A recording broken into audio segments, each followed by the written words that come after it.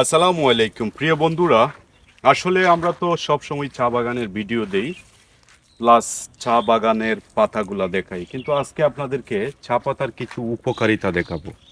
এই যে চা পাতার কুড়ি, এই কুড়ির মধ্যে আপনি যদি একটু ভেঙে দেন তাহলে একটা পিচ্ছিল একটা পদার্থের মতো বের হয়। এই পদার্থটা যদি আপনি মুখ দিয়ে খেতে পারেন তাহলে এটা আপনার মানে কোষ্ঠকাঠিন্য দূর করবে।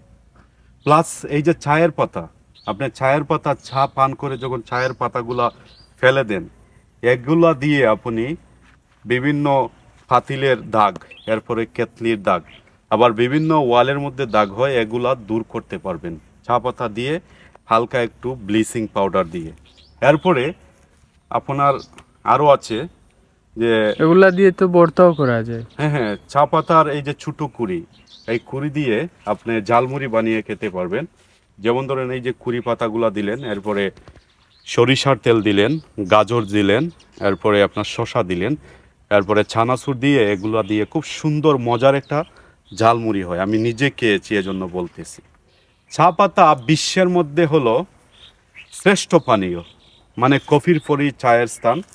সুতরাং বাংলাদেশে প্রতি বছরে গড়ে 1 লক্ষ কোটি মানে চা পান করা হয়, মানে চায়ের কাপ। সুতরাং এই চা পাতাটা আমাদের বাংলাদেশের জন্য একটা গর্বের চা পাতা। সারা বাংলাদেশে মিলিয়ে প্রায় 126টি চা বাগান আছে। এই চা বাগানের পাতা থেকে বাংলাদেশে প্রত্যেক বছরে 1,000 কোটি টাকার বৈদেশিক মুদ্রা আসে। সুতরাং চা পান করুন বেশি করে, নিজে বাঁচুন এবং অন্যকে বাঁচান, দেশকে বাঁচান, বৈদেশিক মুদ্রা আনেন।